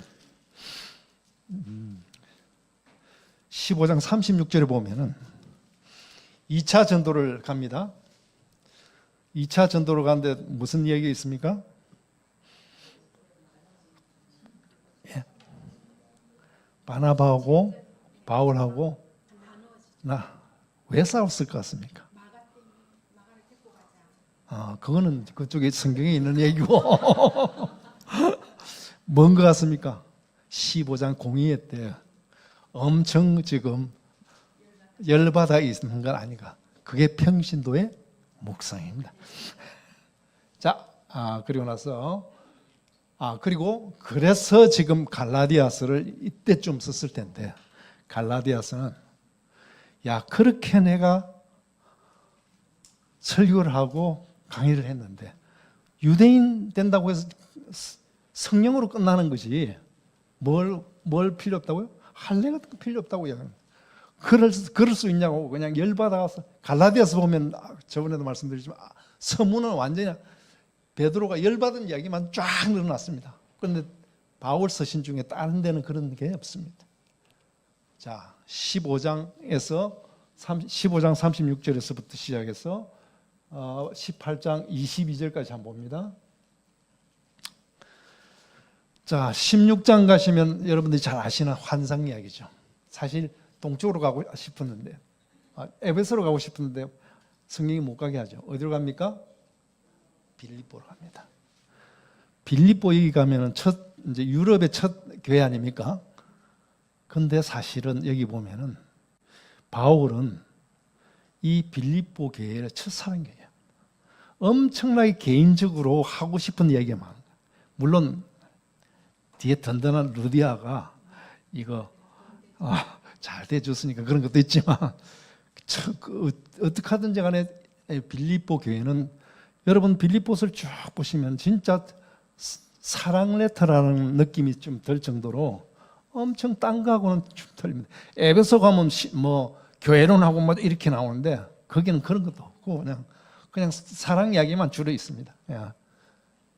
그 다음에 데살로니카 갑니다. 어디 갑니다? 17장에 가면 데살로니카 나오죠. 데살로니카 가서 2절에 보면 얼마나 있었다고 합니까? 새 안식일밖에 없었습니다. 그죠? 새 안식일밖에 없어가지고 그 다음에 또 10절에 가면 베레아 갑니다.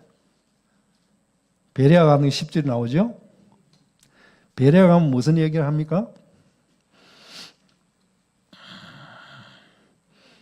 11절에 가면은 날마다 성경을 상고함으로 뭐 이런 이야기가 있죠. 저는 설교할 때 이 베레아 교회가 좋은 교회라고 이야기를 하는데 저는 좀 다른 생각이 있는 게 그렇게 좋았으면 교회가 있어야지. 교회가 세워지고 교회 편지를 써야지. 그런 거 있습니까? 베레아 서신 있습니까? 없잖아요. 이것도 양면성이에요.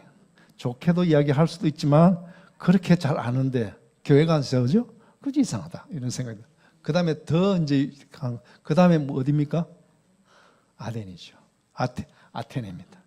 아테네는 그 당시에 뭡니까? 지식의 산실인 도시입니다. 최고의 도시입니다. 바울은 어떻습니까? 최고의 지성인입니다. 거기 가서 자기가 딱 설득하면 다 될 거라고 엄청 자신을 하고 갔습니다. 그죠? 자신을 하고 갔는데 완전히 깨갱합니다. 그런데 그때 한번 생각해 보시죠. 바울이 실망한 거 한번 생각해 보세요. 엄청날 겁니다.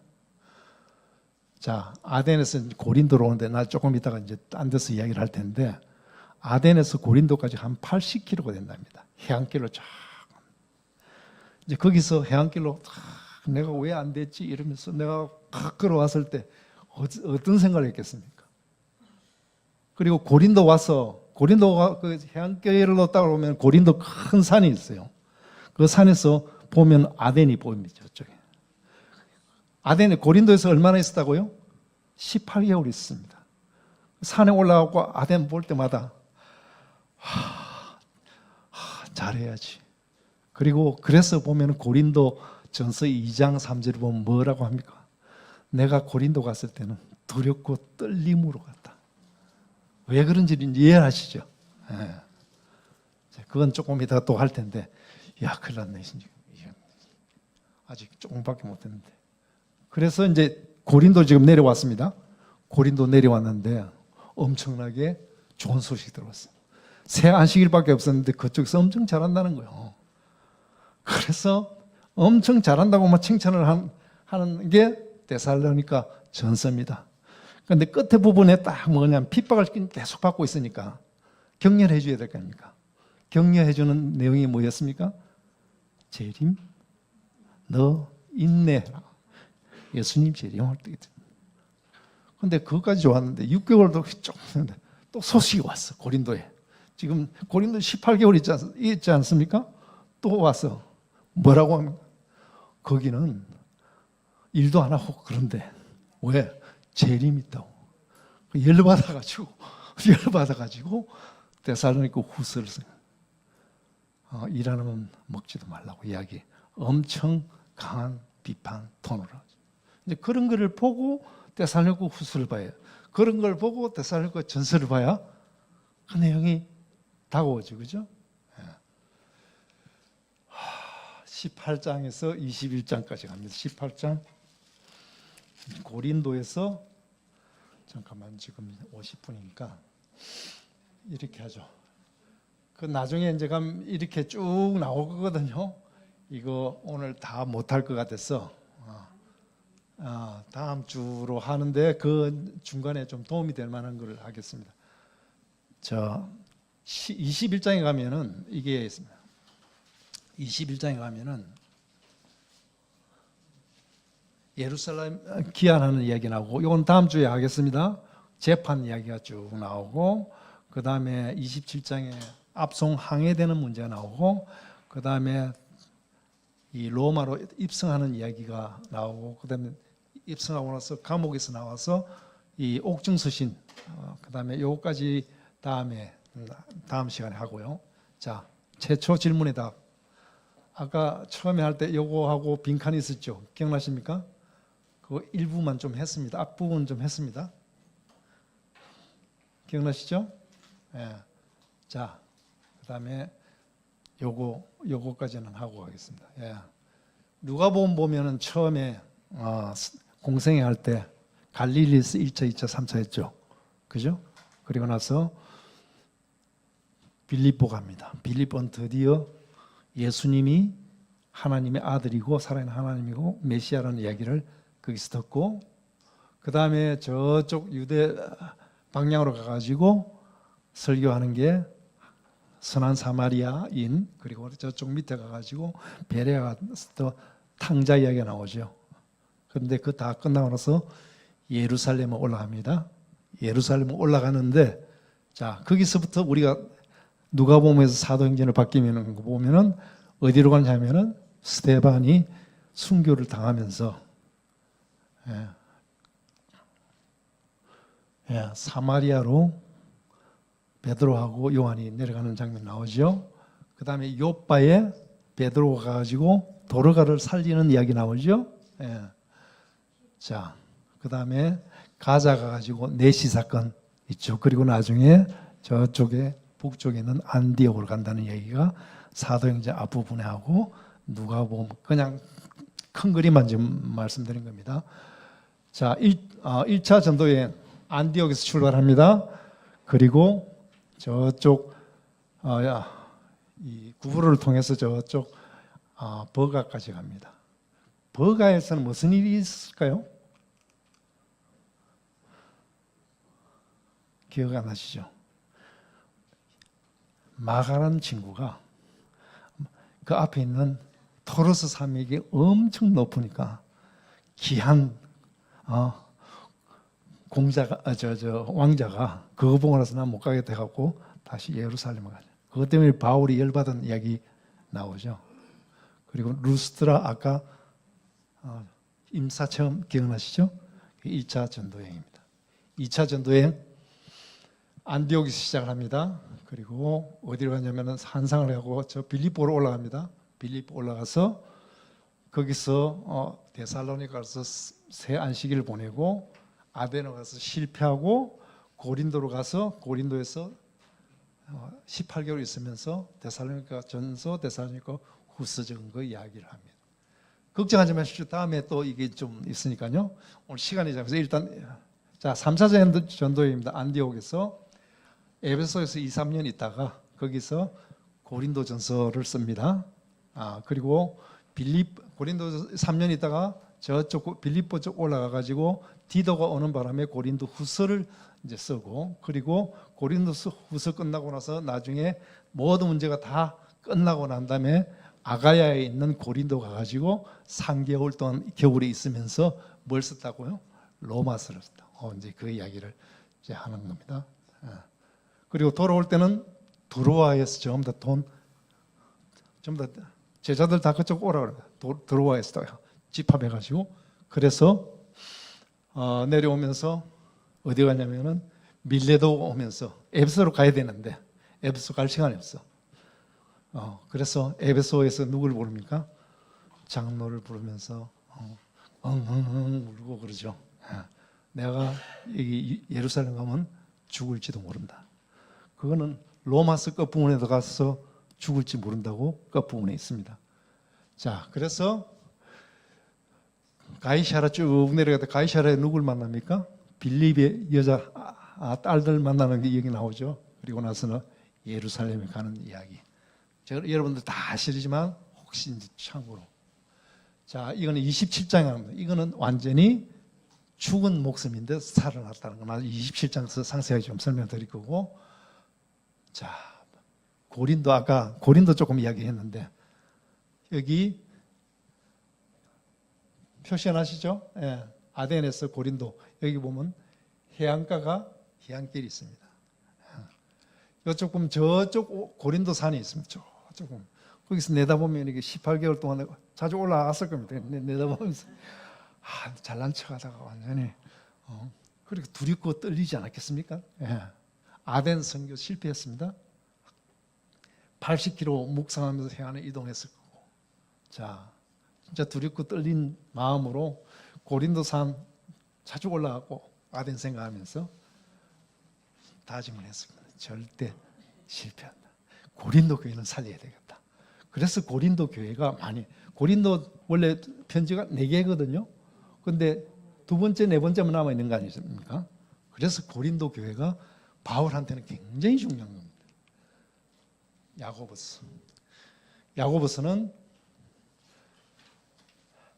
야고보서는 보면은 아까도 얘기했죠. 야고보서는 유대인들이 글 쓰는 거 순서가 왔다 갔다 합니다. 그런데 야고보서는 잘 아는 사람이 누구냐면은 동네에 있는 마태를 잘 알아. 서기, 그죠? 세리 서기가 잘 알아. 그래갖고 마태복음 보면 설교 5개 딱딱딱딱 맞죠? 그러니까 야고보서는 제일 중요한 게 뭐냐면은 산상수훈의 내용이에요. 그래서 산상수훈의 그 야고보서는 핵심 뭐냐면은 산상수훈 내용을 지금 집어넣는 겁니다. 그런데 자기 생각은 빈논리적이에요. 꼭 자문에 이 이야기했다가 저 이야기했다가 그게 야고보서입니다. 그래서 야고보서 볼 때는 이 이야기 여기 있다가 찔끔 저기 있다가 이렇죠. 보시면 그래도 잘 안 보시면 팔복 이야기 있죠. 산상수훈이 제일 앞에 나오는 건 팔복. 하나님 나라의 백성이 팔복인데 여기 다 찾아보면 팔복이 있는 게 다 여기 조금씩 다 여기 있어요.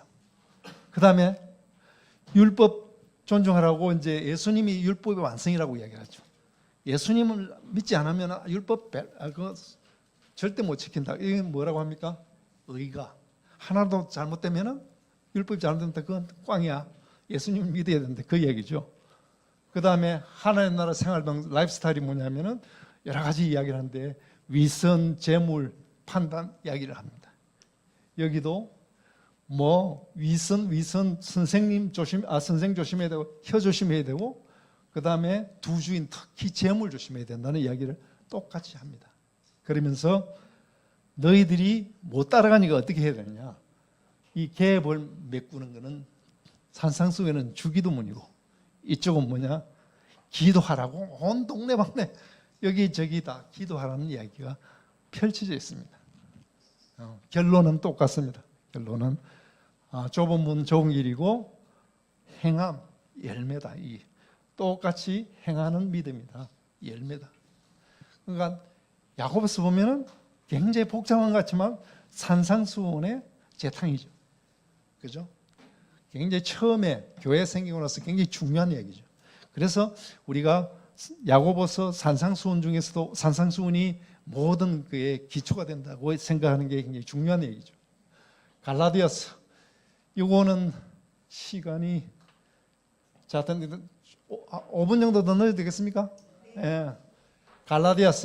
갈라디아서는 쓴 게 뭐냐면 자유합니다. 죄에서 자유합니다. 그리고 십자가 그리고 예수님을 메시아로 생각하면 모든 게 다 해결된다고 자유함을 얻으라 그랬는데 그럼 시간이 지나면서 또 율법주의가 있습니다. 또 이게 전통 따지고 뭐고 이렇게 굳어지기 시작합니다. 또 한편은 뭐냐면은 너무 많이 갔습니다. 나는 믿었으니까 구원을 받을 거야. 마음대로 해도 돼. 이렇게 갑니다. 그런데 율법주의도 아니고 방임주의도 아니에요. 예수님 십자가 믿는 사람의 믿음이라는 것은 바로 극복을 해야 하는 게 진정한 자유가 뭐냐? 그게 뒷부분에 있습니다. 뭘까요? 성령의 열매입니다. 성령의 열매인데 우리가 성령 이야기 무진약하지만 구름 잡는 소리 같죠, 그죠? 그런데 여기 잘 보시면은 성령의 열매라는 것은 하나님 관계가 확실해야 된다. 사랑, 희락, 화평. 하나님의 진정한 1대1이 그게 교제가 되면은 자동적으로 나오는 게 희락이고 화평이라는 것이다. 이거는 문제는 뭐냐? 안 보인다는 거예요. 딴 사람은 몰라 이거를. 본인만 알아. 본인이 진짜 말씀으로 기도로 성령을 해갖고 완전히 하나님의 사랑과 희락과 화평을 지금 누리는 게 확실하면 모든 게 끝나는 거예요. 근데 그거 다시 점검하는 게 뭐냐면 자기 자신입니다. 자기가 거울을 봐야 되는 거예요. 거울을 보는 건 뭡니까? 충성, 온유, 절제입니다. 충성, 예수님한테 절대적으로 하고 겉으로는 굉장히 온유하지만 내적으로는 굉장히 그 믿음의 흔들림이 없는, 그리고 스스로 절제하는 이 자기 거울 보는 것이 절대적으로 필요하다. 그리고 우리가 공동체 생활하면 제일 중요한 게 이웃관계인데, 이웃관계는 오래 참과 자비와 양선. 태도는 자비했지만 양선은 행동으로 가야 된다. 그 이야기죠. 이거는 보입니다. 우리는 매일 보이는 것을, 여러분들 매주 지금 보이는 것을 보고 있습니다. 예. 근데 이건 중요한 게 뭐냐면 나중에 5장 24절을 보시면 이건 나중에 좀 할게요. 예. 그리스도에 진짜 속한 자는 뭐냐면은 내가 그리스도에 속한 자는 내가 성장할 수 있는 여력이 있다는 거예요. 없으면 모양새에 있는 건 소용없다는 거예요. 그리고 또 동일한 성령은 진짜 성령의 열매는 뭐냐면 이렇게 여기 본문에 보면 이렇게 씁니다. 발을 묶어가고 성령에 함께 이렇게 가는 게 스텝을 같이 맞추는 게 그게 이웃관계라는 거예요. 거기에 집중을 해야지 그냥 뭐 조금 뭐 이게 보여주기식은 아니라는 거예요. 그래서 갈라디아서는 굉장히 간단하면서도 굉장히 무서운 얘기인 거예요. 자, 그래서 우리는 여기서 이웃관계에서 열매를 맺어야 된다. 요건 데살로니가 후서는 이제 다음 시간에 하겠습니다. 그리고 이제 결론 부분을 들어가겠습니다. 교회 조건. 아까 읽었죠? 성령을 받고 회개한 성도들이 모인 게 교회인데 이 모임이 공동체가 제대로 되려면 4가지 조건이다. 첫 번째 뭡니까? 사도들입니다. 성경을 묵상하고 성경을 인격적인 관계가 없이는 이 교회는 불가능하다. 그 다음에 뭡니까? 믿음의 교제가 없이는 공동체가 형성이 될 수가 없다. 떡을 떼며 공식적인 성찬도 필요하지만 두세 사람이 모여서 식사 교제를 하는 것은 굉장히 중요하다. 그래서 진정성의 기도. 많이 식사를 하면은 그 소용이 없다기보다도 진정한 식사와 기도는 여기서 이야기하는 것은 말 안 해도 아는 거야. 너무 자주 만나고 형제처럼 하니까 기도 제목이 별로 어떻게 보면 필요가 없을 수도 있죠. 그런데 이 4개가 철저하게 지켜져야 지키는 걸 보고 옆에서 주변에서 교회 내외에서 칭송을 받아야 돼요. 그런데 칭송을 받으면 이 자동적으로 또 전도가 되죠. 또 사람이 또 늘어나겠죠. 그럼 어떻게 됩니까? 또 쪼개야죠. 그런데 절대 쪼개야 하는 것을 싫어하죠. 그런데 이때까지 교회의 역사는 쪼개는 거에 굉장히 거부감이 많았고 우리 현대교회도 별로 예가 아니라. 왜? 두려워. 왜? 거기에 여러 사람 중에 하나 씩 들어가면 편하고 좋을 텐데 작게 하면 자기 역할이 커지니까. 자, 말씀을 소홀히 하고 개인도 그렇고 공동체. 그 다음에 믿음 안에 교제가 없고 동호회 같은 그런 모임. 그 다음에 자주 만날 기회를 갖지 못하고 또 기회뿐만 아니라 뭔가에서도 사람을 부담을 주는 거예요. 그래서 식사를 하더라도 너무 비싼 것을 먹고 해가지고 딴 사람이 어려운 사람을 힘들게 만드는. 그 다음에 교회가 크면은 무조건 쪼개야 되는데 쪼개는 데 어려움. 근데 이 중에 하나라도 문제 있으면 이게 우리 교회가 우리 속한 공동체가 이게 있는지를 잘 살펴보고 요게 해결이 안 되면 뭡니까? 그것도 아니고 틀림없이 문제가 생긴다. 너무나 명료한.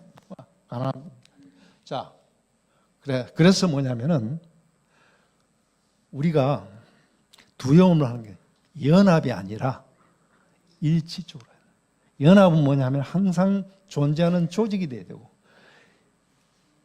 일치는 뭐냐면은 예수님을 모시는 공동체는 어디든지 다 연결이 되어 있는 그런 어떤 교회 안에 교회도 있을 수도 있고 그렇게 되는 것이 사도행전에서 가르치는 거죠. 또 뭡니까? 규모보다는 본질이에요. 4개가 지금 제대로 되고 있는지 이게 핵심이에요.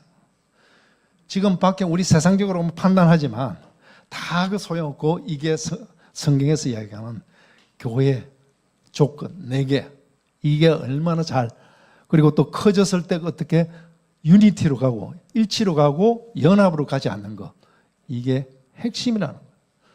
이건 내 생각이 아닙니다. 사도행전이 누가가 가르치는 아주 중요한, 자, 비로소 크리스천. 우리가 아까 사도행전 11장 24절에 이야기했죠. 예루살렘, 성령은 받았지만 거기는 여전히 전통 따집니다. 머리 아픕니다. 그래서 성령께서도 머리 아파서 거기 안 오고 딴 데로 움직이십니다. 어디로? 자, 성령을 통해 흩어진 자들이, 스데반 핍박 이후에 흩어진 자들이 있지 않습니까? 그 사람이 처음에 유대인들한테 전도를 하다가, 아니 왜 유대인만 해? 이방인까지 하게 됩니다. 그 이방인까지 온 동네 전도가 되니까 그 사람들이 어디로 모이냐면은 안디옥으로 모입니다. 안디옥을 오니까 그 리더에게 누가 있습니까? 바나바도 있고 바울도 있고 자기 안 내세우고 전부 다 성령에 민감한 사람들, 기득권 다 포기한 사람들, 그죠? 진짜 지혜로운 양부 아닙니까? 동력이에요. 자신들이 직접 성령이 명령했다고 핑계댈 수도 있을 텐데 자신들이 그냥 바나바하고 바울이 자신들이 선교사로 나갑니다. 그래서 어떻게 됩니까? 그때 1년 동안 이렇게 바울과 바나바가 가르치는 사람들이 비로소 크리스찬이라는데 이게 좋은 뜻인가요? 그 당시에는 굉장히 경멸하는 뜻이랍니다. 에이, 좀 제대로 살지 뭐 저렇게 살아? 이런 이제. 그런데 그리고 나서 우리 여기 보시면은 11장 한번 보겠습니다. 사도행전 11장. 왜 뭐냐면 제가 그냥 지어서 하는 말이 아니라 다 성경에 있다는 얘기입니다. 11장, 11장 26절에서 29절까지, 30절까지 같이 읽겠습니다. 만남에 안디옥에 데려와서 둘이 교회를 1년간 모여 있어 건무료를 가르쳤고 제자들이 안디옥에 비로소 그리스도인이라 일컬음을 받게 되었더라. 그때 선지자들이 예루살렘에서 안디옥이라니 그 중에 아가보라는 한 사람이 일어나 성령으로 말하되 천하에 큰 흉년이 들리라 하더니 글라우디 때 그렇게 되니라. 제자들이 각각 그 힘대로 유대에 사는 형제들에게 부조를 보내기를 작정하고 이를 실행하여 바나와 솔솔로 장로들에게 보내더라. 아멘. 자, 어떻습니까? 그러니까 예루살렘이 흉년이 됐습니다. 그런데 11장을 잘 보시면 앞에 전도하는 이야기만 해야 되는데 요거까지도 뒤에 딱 한 이유가 있는 것 같죠. 기쁨으로 그것도 각각 그 힘대로 부조를 했습니다. 거기도 안디옥에도 그렇게 잘 사지는 않았을 거예요. 그런데 나중에 우리가 21장에 보면은 바울이 3차 전도 여행 다 하고 나서 드로아에서 모아가지고 각 지역에서 교회에서 돈 해가지고 흉년인 모교회를 도와줬다는 얘기 있죠. 자, 이 적용은 어떻게 됐습니까? 과도한 전통, 이거 조심해야 됩니다. 전통이 없으면 또 너무 이단으로 가면 안 되니까 있어야 되지만 과도한 전통은 교단 따지고 뭐 이러면은 좀 머리 아픕니다. 자, 그러면은 리더십 모델이 있어야 됩니다. 리더십 모델. 저 위에 있는 것처럼 동력 리더십. 자기 거를 내려놓는 게 굉장히 중요합니다. 말만 내려놓는 거는 필요 없죠. 그리고 우리가 그동안 많이 이야기했지 않습니까? 목회자하고 성도들하고 동력을 한다. 근데 두 가지가 있어요. 단임 목사제도는 분명히 문제가 있지만 평신도 주도회 그는 또 문제가 많습니다. 왜? 단임 목사는 일주일, 1년 내내 교회를 생각하면서 아침부터 신경을 씁니다. 그런데 평신도들은 그렇게 하는 사람들도 일부 있지만 그렇게 많은 일을 할 수 있는 일 분량을 그걸 메꾸지를 못합니다. 뭐로 주로 이야기하느냐? 남 비판하기는 1등입니다. 그래서 우리가 평신도 이야기할 때는 굉장히 자기가 역할을 할 때 그런 이야기를 하는 거지 맨날 우리가 뭐 듣기 좋기로 평신도 위주의 교회 굉장히 부담되는 이야기죠. 자, 비로소 당당한 예수쟁이라고 이야기할 수 있어야 된다고 생각합니다. 저는 남이 뭐라 그래도 나는 예수쟁이라고 이야기를 합니다. 그것밖에는 내가 뭐 자랑할 게 없으니까. 그렇게 당당하게 남이 뭐라 그래도 내가 당당한 예수쟁이라는 것을, 예수쟁이는 뭡니까? 삶의 우선순위가 누구한테 있다고요? 예수님한테 있다는 거죠. 경멸하는 이름 무시하는 거죠. 예. 그리고 제일 겁나는 게 과도한 품격을 가지고 있는 강남 성도들 조금 조심해야 될 거예요. 예수님 나중에 면접할 때 너 내가 준 것, 맡은 것 다 꺼내봐. 예수님 뭐라 그럴 것 같습니까? 잘 생각해야 될 것 같은 부분입니다. 그래서 우리는 지금 여기에 그렇게 많이 있는데 복음의 흉년입니다. 영적으로도 그렇고 육적으로도 그렇고 재정적으로도 굉장히 흉년입니다. 우리 젊은이들 선교 집중해야 되는데 우리가 얼마나 지금 하고 있습니까? 좀 생각을 해봐야 됩니다. 그리고 기쁨으로 영적, 물적으로 같이 동력을 해야 될 때가 아닌가 이런 생각을 합니다. 오늘 조금 10분 정도 늦었습니다. 다음에 하면은 다 끝낼지 모르겠지만 사도행전은 자우탄 하면 여러분들이 가서 사도행전 앞부분에 지금 10몇 장까지 봤는데 한번 쫙 한번 보시고 그 다음에 다음 시간에 와가지고 나머지 부족한 부분 다 정리하시고 그 다음엔 뭘로 가겠습니까? 고린도서 전후서가 들어가야 될 거고 그 다음에 로마서가 들어가야 되겠죠. 그러면 거기에 분량이 많기 때문에 조금 시간이 걸리겠죠. 그런데 우리가 공부했던 그런 시각보다는 조금 다른 시각에서 평신도가 보는 시각에서 한번 묵상을 했으면 좋겠다는 생각입니다. 자, 감사합니다.